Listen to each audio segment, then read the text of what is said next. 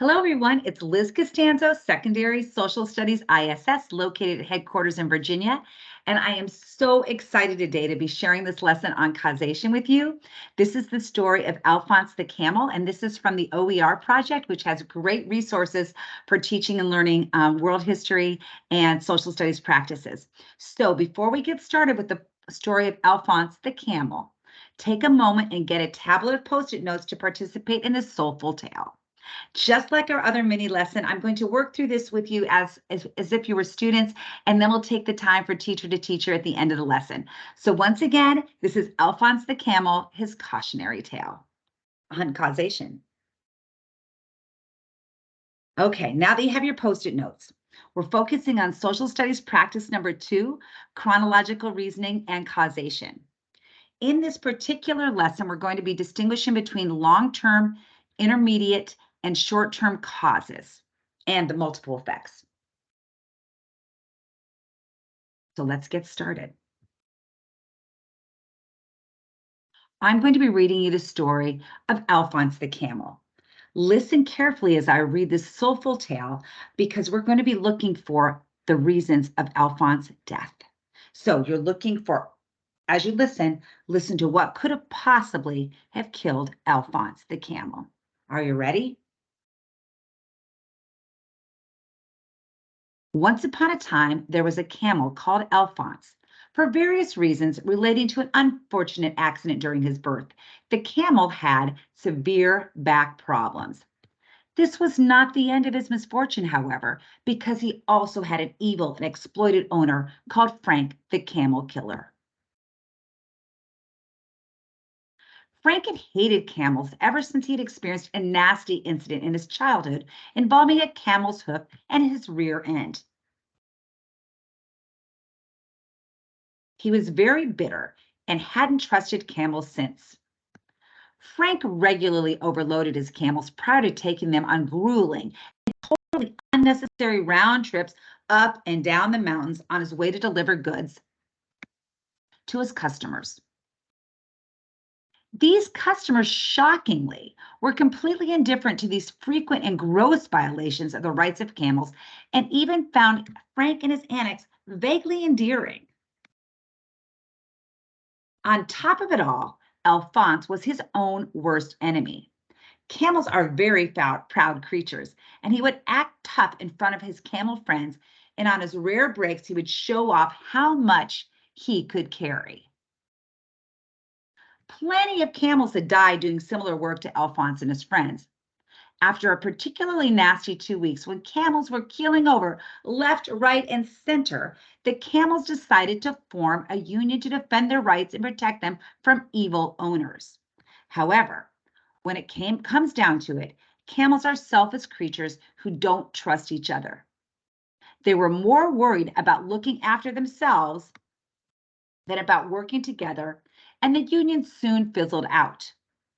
One Friday, Frank had just finished loading up Alphonse and his poor exploited fellow camels for yet another grueling and totally unnecessary round trip up and down the mountains. He had piled and piled and piled up the goods onto Alphonse's back and was taking a break, chewing a straw while thinking smugly about his handiwork. On a whim, Frank decided to add the bedraggled straw he had been chewing to Alphonse's load. Alphonse groaned obligingly. He eyed his owner with disgust. Then Alphonse keeled over and died of radical and irreversible back collapse. The end. All right, that's the sad, sad tale of Alphonse the Camel. So what's next? Next, you are going to list all of the many causes of the death of poor Alphonse from the story. You're going to use one sticky note per cause of death. Now, that was a long story. So what I'm going to do is I'm going to post that story for you so you can see it up here and figure out all of the reasons that Alphonse died. Remember, it's one sticky note per cause of death. You're going to have approximately 5 minutes. All right, so that's the story of Alphonse the Camel. And in this point, the students are now using their Post-it notes and they're writing down each of the possible causes of Alphonse's death. So as you're doing your sticky notes, if you'd like to do a few as well, go ahead and take a few minutes to write down the possible reasons and the causes of Alphonse's death. So next. What we're going to do next is we're going to organize the Post-it notes into 3 categories: short-term causes, intermediate causes, and long-term causes of the death of Alphonse the Camel. So on your desk, if you would like to organize them short, make columns short, intermediate, and long-term causes, and go ahead and put your sticky notes where you think they should go. So let's take about 2 minutes to organize your stickies by, once again, short-term, intermediate term, and long-term causes. Okay, you're going to give your students about 2 minutes. Next, you're going to turn to the person sitting next to you, and you're going to compare the reasons for the demise of Alphonse the Camel. So looking at where did you put him, short term, intermediate term, long term. It's okay if you don't have them in the same spots, but go ahead and look at the work of your partners, and then kind of talk through why you put them where you did. And teachers, this is a great strategy because, and when you're looking at short-term, long-term, and intermediate causes, sometimes they change where people think that they should go. So this is a good conversation for your students, as well as a great conversation for the class. Finally, step number 3, with your partner, you're going to determine the triggering point, the immediate cause of Alphonse's death. So take a look at your short-term, long-term, and intermediate causes, and what was the trigger? What caused the death of Alphonse the Camel? Okay. So the trigger point was, of course, the straw that broke the camel's back.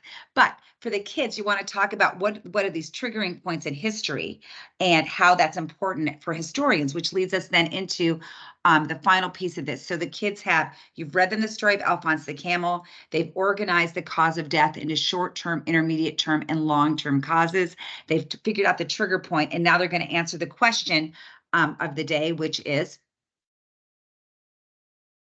why is it important for historians and students of history to differentiate between short-term, intermediate term, and long-term causes of an event? So you're going to get that response from the students.